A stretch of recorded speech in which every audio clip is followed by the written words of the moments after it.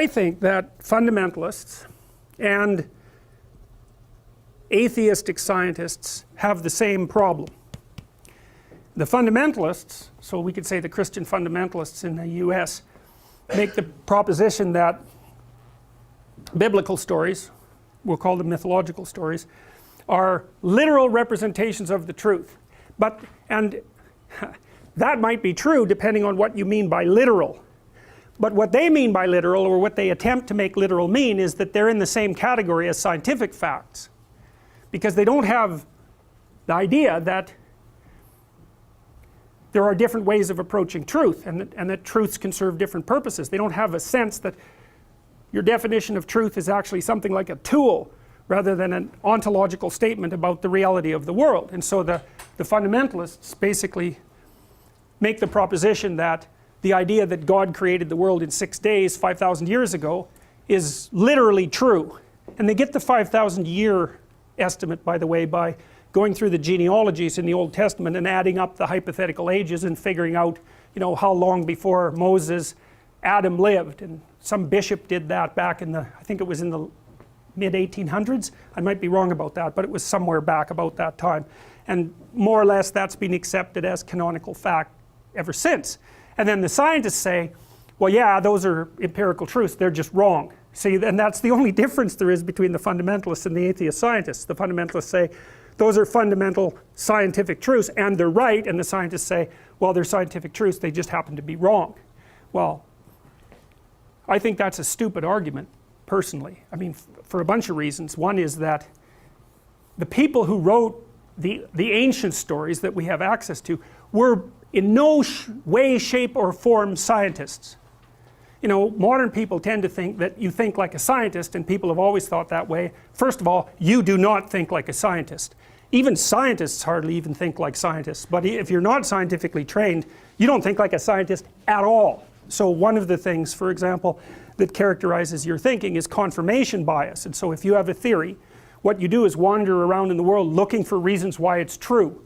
And a scientist does exactly the opposite of that in the little tiny narrow domain where he or she is actually capable of being a scientist. And what they have is a theory and look for a way to prove it wrong. But believe me, you don't run around doing that. I mean, you can train yourself, so now and then you can do that. You know, you can learn to listen to people, for example, on the off chance that you might be wrong. But that is by no means a natural way of thinking. And of course, the fundamental philosophical axioms of the scientific method weren't developed until Descartes and Bacon and who else? Descartes, Bacon. There's one more. Anyways, the name escapes me at the moment. But you can argue about when science emerged, but it certainly emerged in its articulated form within the last 1,000 years. I think you could say even more specifically that it emerged in the last 500 years. Now you might argue with that and say, well, what about the Greeks and other people who were fairly technologically sophisticated, or who invented geometry or that kind of thing? But yeah, bare precursors to the idea of empirical observation. Aristotle, for example, when he was writing down his knowledge of the world, it never occurred to him to actually go out in the world and look at it to see if what he assumed about it was true. And it certainly never occurred to Aristotle to get 20 people to go look at the same thing independently, write down exactly how they went about doing it, compare the records, and then extract out what was common. I mean, that seems self-evident to us to some degree, but you know, it was by no means self-evident to anyone 500 years ago, and people still don't do it. So it's not plausible. If you know anything about the history of ideas, it's not plausible to posit that stories about the nature of reality that existed before 500 years ago were scientific in any but the most cursory of ways. So why we have that argument continually is somewhat beyond me. Part of the reason is, though, that everyone, fundamentalists included, really believe in scientific facts, even though they hate it. They'll use computers, they'll fly. Computers wouldn't work unless quantum mechanics were correct. Like, the fact that you use a high-tech device indicates through your action that you actually accept the theories upon which it's predicated, right? The same as flying.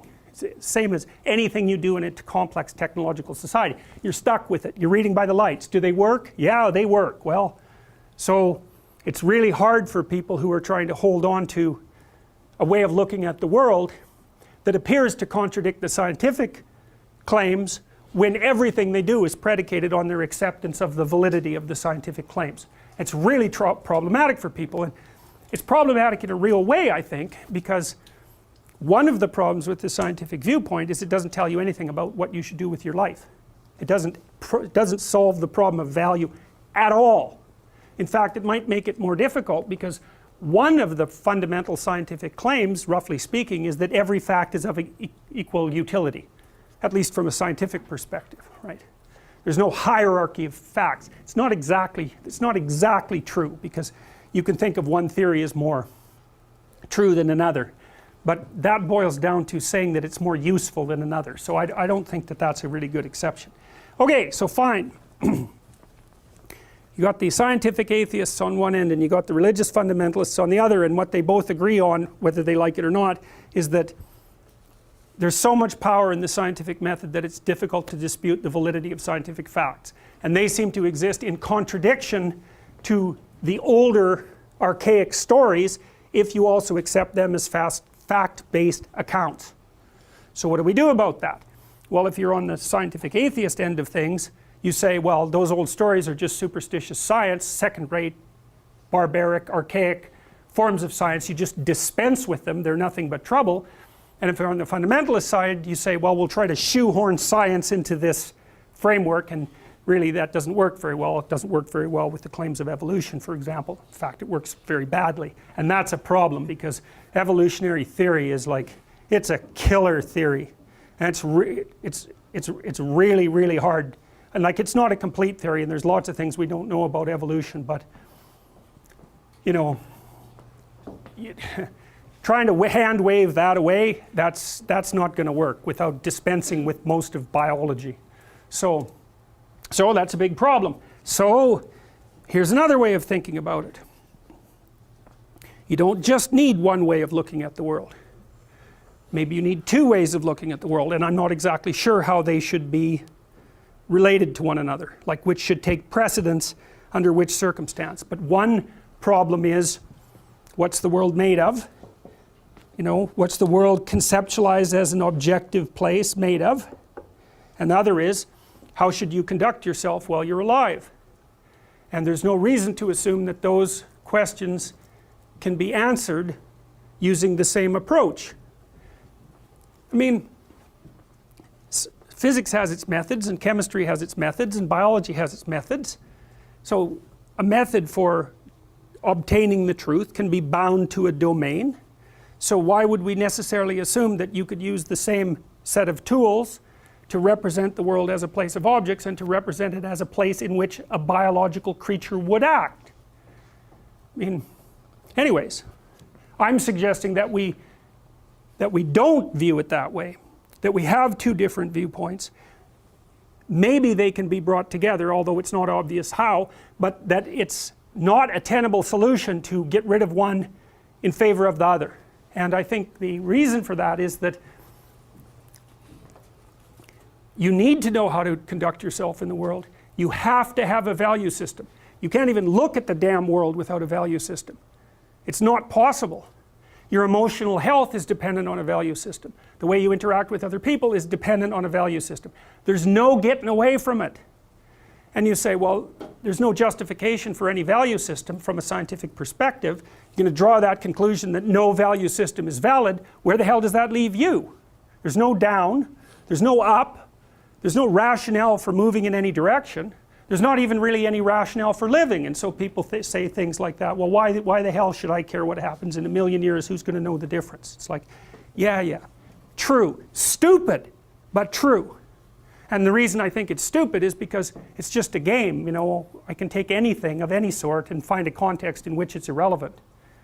It's just a rational game. It's like, who cares if 100 children freeze to death in a blizzard? What difference is it going to make a billion years? Well, what do you say to someone who says that? You say, well, seems like the wrong frame of reference, bucko. That's what it looks like to me. You know, because at some point you question the damn frame of reference, not what you derive from it. And it certainly seems to me that situations like that don't allow you to use that kind of frame of reference. There's something inhumane about it. And that trumps the logic, or at least it should. And if it doesn't, then all hell breaks loose, and that doesn't seem to be a good thing.